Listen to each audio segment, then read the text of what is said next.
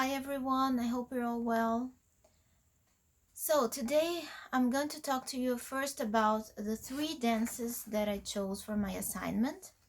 The first one is the Waltz in B minor by Franz Schubert. So Opus 18, this waltz belongs to the Opus 18, is a set of 38 other pieces, including Ländler and Écossaise, and of course other waltzes. And I chose this one because it's one of the easiest, and I think it's a good start for a student to learn the style of waltz, because the right hand plays a very simple line, a very simple melody, and it's a good opportunity for the student to develop, first of all, the ability to voice, to make the right hand more and the left hand a little less, and to feel the beat of three, not making the three beats heavy like you would expect of a beginner, like, but trying to feel 1, 2, 3. So this is a good piece for that, because the right hand is not too much complicated. What could be a little bit of a challenge, maybe the jumps on the left hand. For I would recommend this for an early intermediate or a late beginner. So in that level, that could be a little bit of a challenge, but the piece repeats a lot, so the same patterns on the left hand, so that would help. And also the pedaling. So that's a great start for the student to learn waltzes. And I think it would be a great preparation for the next waltz that I chose. That was the Brahms waltz, the very much known Opus 39-15 in A flat, the lullaby.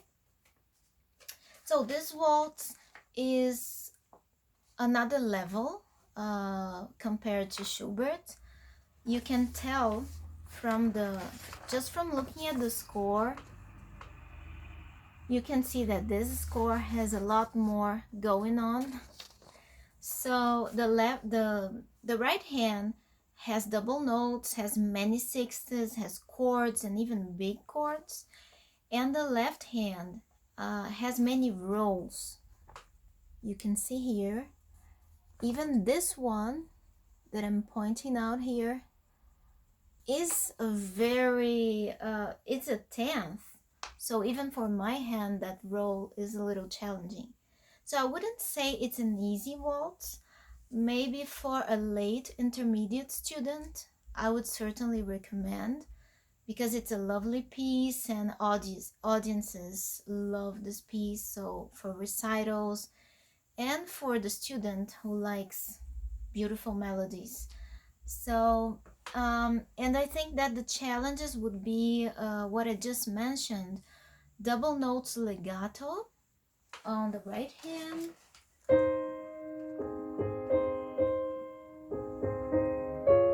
and chords, big chords with many notes, some chords with 5 notes, and the rolls on the left hand. So as the student probably played before a waltz by Schubert or a similar one in this level, and learn how to voice, how to make the left hand softer.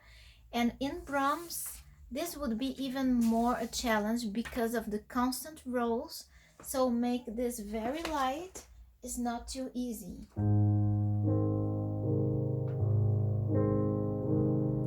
So they would probably, because they would be focused on playing the rolls, and that would make it heavier. So I think this would be a great challenge to keep the feeling of the three beat measure, with all this going on, there's so many notes and the phrasing, to shape the melody at the same time. So this would be for late intermediate, I would say. Well, the third dance that I chose is from Chopin's mazurkas. I chose Opus 7, number 1, in B flat. It's also a very well-known melody, and it's a very lively mazurka. And you know that the mazurkas Chopin wrote 58 were published at least, but they say he wrote more that they don't know where they are. The manuscripts got lost, but at least 58 he wrote. But in the books that we normally have, we only find 51. So this one would be number 5 in the regular order that we find in the published books. So this one is a very lively one, as I already said, and it's very interesting that the rhythm of the mazurka, the measure is 3. It's a 3/4 measure, time signature, I mean. But generally the mazurka, the accent is not on the first beat. It's usually on the second or third. So this is what happens in this one. All the time we have this accent on the third one, on the second beat. So it's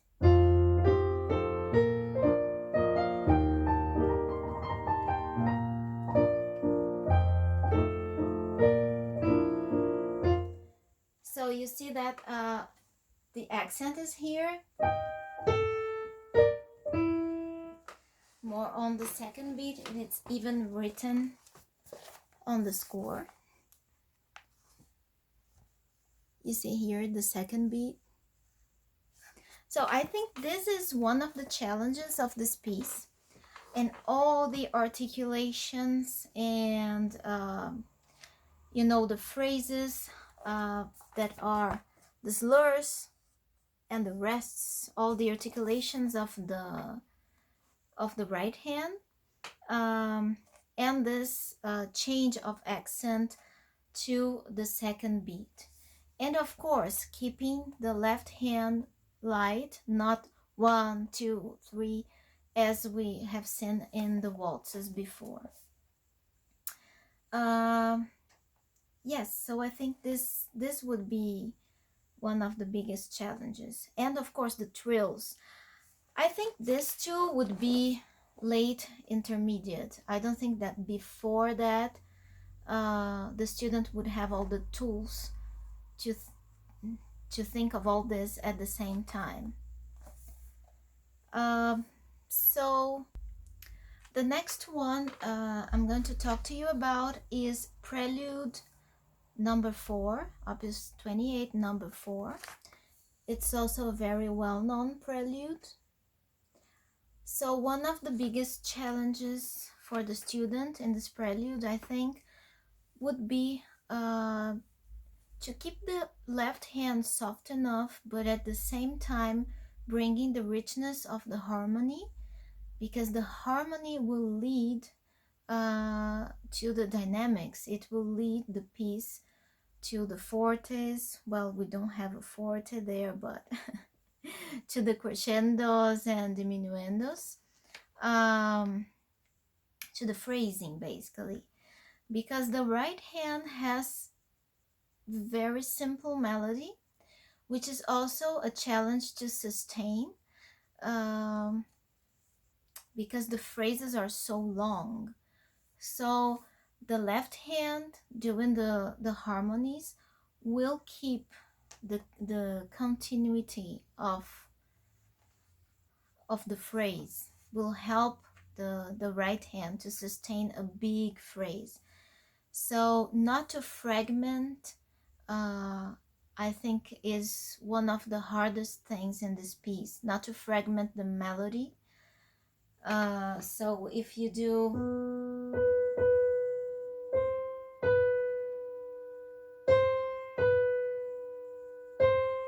you're not thinking of the big line, that's where the left hand comes in and helps the right to be one only continuous phrase.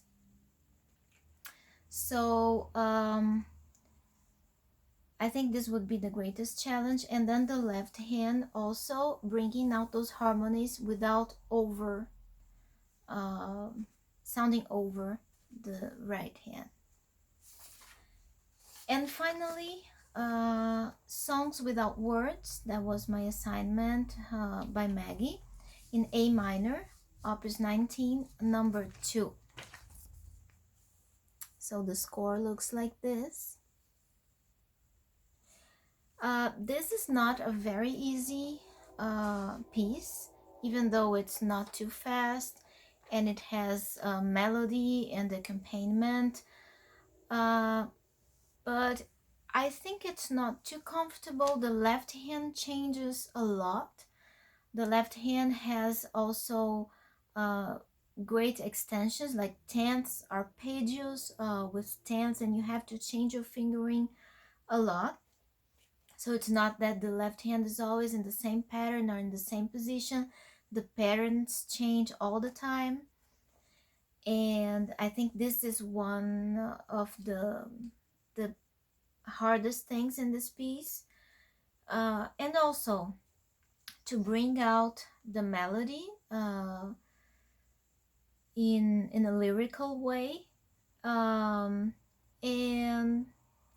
yes, I think that this piece would be more for late intermediate too, and sensitive students who like lyrical pieces. So yes, basically that's what I think. So I hope you enjoy listening to the pieces, and I'll see you all next week. Bye.